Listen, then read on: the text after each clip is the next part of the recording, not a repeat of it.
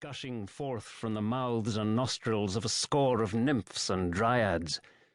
The fact that it was working at all seemed a small miracle. The hotel was on the far side. As I got out, I noticed a number of people sheltering under a colonnade to my right.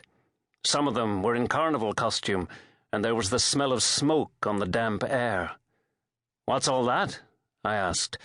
"All Saints' Day, senor. A time of festival." "They don't look as if they're enjoying themselves too much." "The rain." He shrugged. "It makes it difficult for the fireworks. But then this is a solemn occasion with us. Soon they will go in procession to the cemetery to greet their loved ones. The Day of the Dead, we call it. You have heard of this, senor? They have the same thing in Mexico." I paid him off, went up the steps, and entered the hotel. Like everything else in La Huerta, it had seen better days, but now its pink stucco walls were peeling, and there were damp patches in the ceiling. The desk clerk put down his newspaper hurriedly, as amazed as the cab driver had been at the prospect of custom. "I'd like a room." "But of course, senor. For how long?" "1 night. I'm flying back to Peru in the morning." I passed my papers across so that he could go through the usual rigmarole the government insists on where foreigners are concerned. As he filled in the register, he said, "You have business here, senor? With the mining company, perhaps?" I opened my wallet and extracted a $10 American bill, which I placed carefully on the counter beside the register. He stopped writing, the eyes dark, watchful. "It was reported in one of the Lima newspapers that a man died here Monday, dropped dead in the plaza right outside your front door. It rated a mention because the police found $50,000 in cash in his suitcase and passports in 3 different names." "Ah, yes, Senor Bauer. You are a friend of his, senor?" "No, but I might know him if I see him." "He is with the local undertaker. In such cases they keep the body for a week while relatives are sought." "So I was informed." "Lieutenant Gomez is chief of police in charge of the affair, and police headquarters are on the other side of the plaza."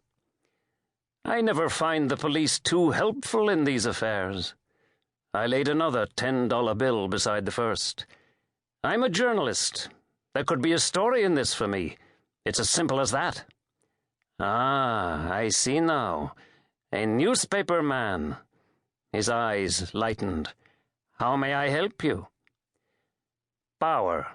What can you tell me about him?" "Very little, senor. He arrived last week from Sucre. Said he expected a friend to join him." "And did anyone?" "Not that I know of." "What did he look like? Describe him." 65, maybe older. Yes, he could have been older, but it's difficult to say. He was one of those men who give an impression of vitality at all times. A bull of a man." "Why do you say that?" "Powerfully built. Not tall, you understand me, but with broad shoulders."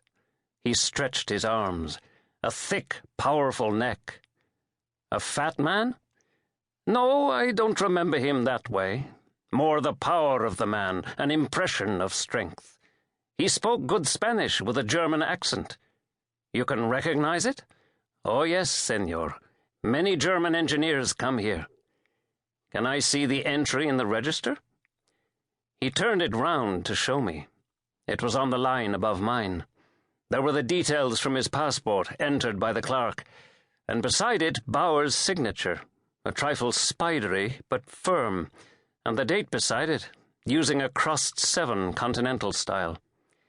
I nodded and pushed the 2 bills across. "Thank you." "Senor?" He snapped up the $20 and tucked them into his breast pocket. "I'll show you your room." I glanced at my watch. It was just after 11. Too late to visit the undertaker now. "Oh no, senor. There is a porter on duty all night. It is the custom here for the dead to be in waiting for 3 days, during which time they are watched over both night and day in case—" Here he hesitated. "Of a mistake?" I suggested. "Exactly, senor." He smiled.